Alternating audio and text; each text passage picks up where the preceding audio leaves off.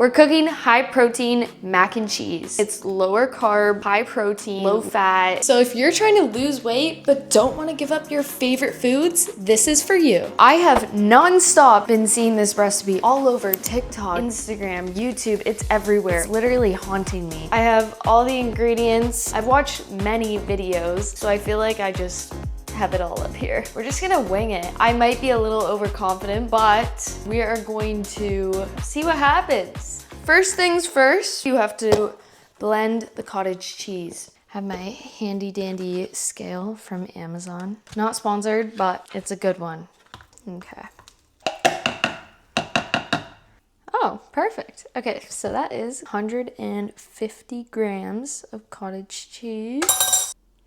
151 to be exact. Now, seasonings. Unfortunately, oh my God, that sounded really nerdy. Unfortunately, okay.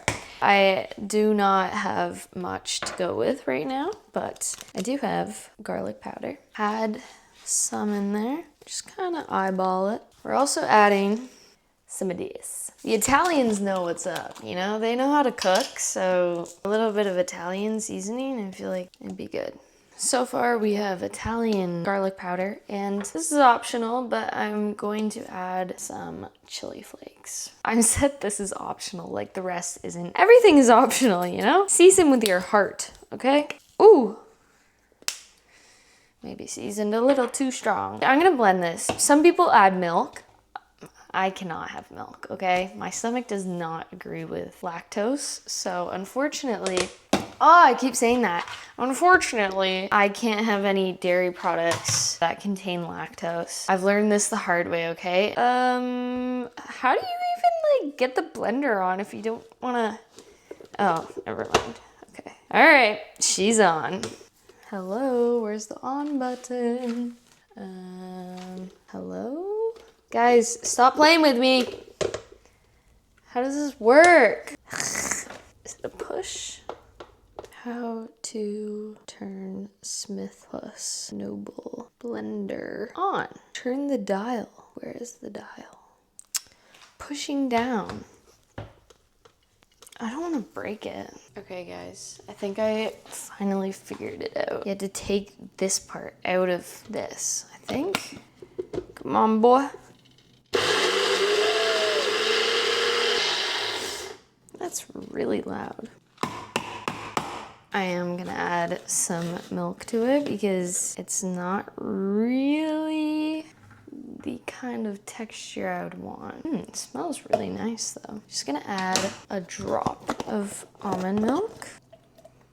Okay, let's give it another go. Ooh, that looks pretty like mac and cheesy. Oh, and it smells divine. I'm gonna make it a little more runny.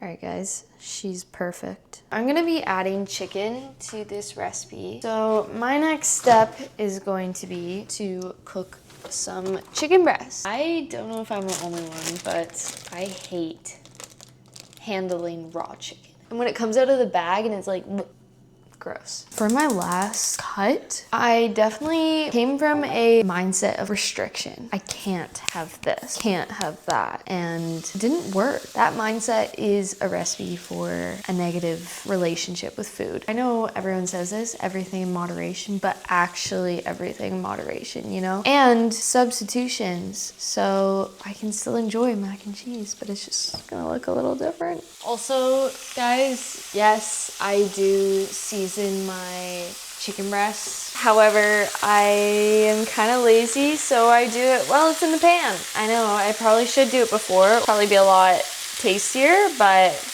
I honestly don't really care. While the chicken is cooking, I am going to start boiling some water so I can cook the pasta. I'm going to be adding this to the pasta water. It's just beef bone broth. It has a lot of collagen in it, a little bit of protein. It's really good for your gut. We got the chicken going. Water is, yeah, that's on. Water is starting to get hot, I guess. I don't know. Now, part of the way that we're making this mac and cheese high protein is by using a high protein pasta. I was looking to get some sort of chickpea pasta, but unfortunately they were sold out of that one. So got this instead, la moliciana, I don't know how to say that. Semolina, oh my gosh, I can't speak. Semolina and lupin beans authentic Italian pasta. For one serving, there's 17.4 grams of protein. Pretty darn good. What else do I have to say? Nothing. I never time how long I cook my chicken, but I've kind of gotten it down pretty good. I usually let it sear on both sides on like a high heat. So I'm just gonna flip this. It's been a couple minutes. We'll let it sear on the other side, and then I put it on low heat for a couple minutes longer, and then I cover it with a lid, and I just let it sit there for like 15 minutes. Because it continues to cook for a while. I learned this in probably a TikTok, but it works really well. Our water is boiling, so we're going to do 20 grams of the bone broth. I think it was Haley Fernandez that recommended bone broth. That's what it looks like. It dissolves into hot water. I'm thinking for the pasta, I'm just gonna measure it out in a bowl so I can see how much is gonna be enough. Because I think we're gonna do 2 servings of this. So this is 160 grams. Pop that into our water. Let that start to cook. Now with the chicken, I believe it's been long enough. I don't know, it's always a guessing game. I'm going to grab this, turn it on to low heat, and just put that over it like that. Okay, we're cooking. Next, it's time to put this concoction to use. It's starting to get hot in here.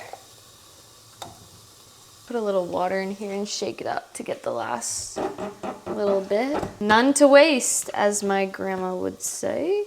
All right, put that in there. And now that my chicken has been on low for a little bit, what I'm gonna do now is turn off the heat, cover it up, and just leave it for 15 minutes. And then I always slice into it. It's like, did I cook it enough? Is it still raw? We'll see. But I've been pretty good the last few times. It's usually been cooked. Now, I'm going to be adding some lactose-free cheese.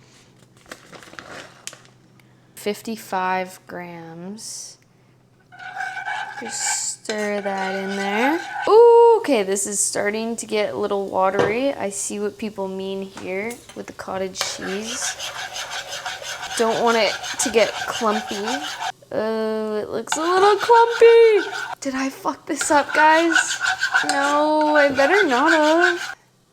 Oh, it was cheesy goodness before. You know what I might do to save this? We're gonna pop it back in the blender, okay? Oh, that does not look that good.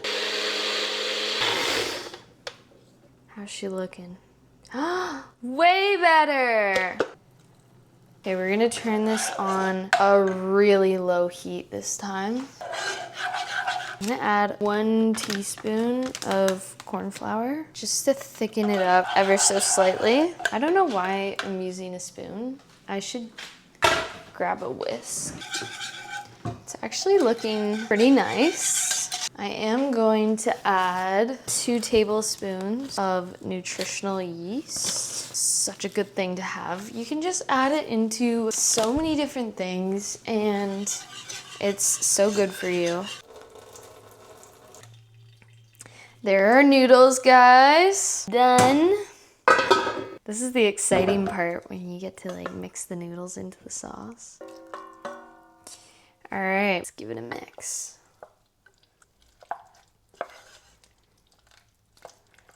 Mac and cheese complete. But we are still going to add the chicken. It's time for the moment of truth. Did I cook the chicken all the way through, or is it raw?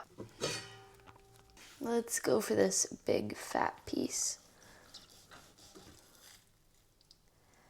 Oh, guys, look at how juicy. I am also going to go grab some fresh parsley from my garden that my lovely grandmother helped me put together. If you haven't watched that video, it's actually hilarious. Go watch it. Just as a little garnish, that'll do. I'm so excited. That's actually so good. The nutritional yeast has really come through. This is cheesy. Look at that.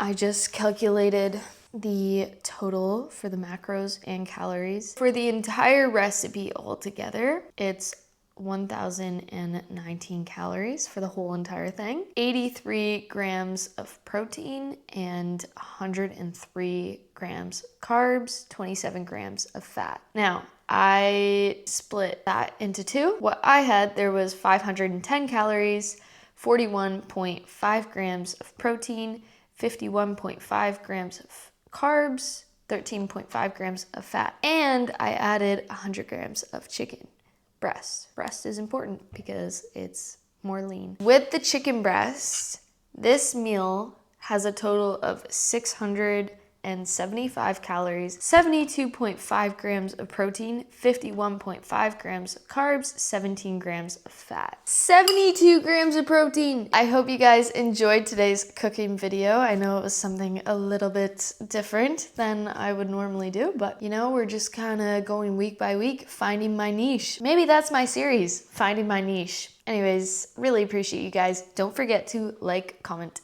and subscribe. All right, see you guys in the next video.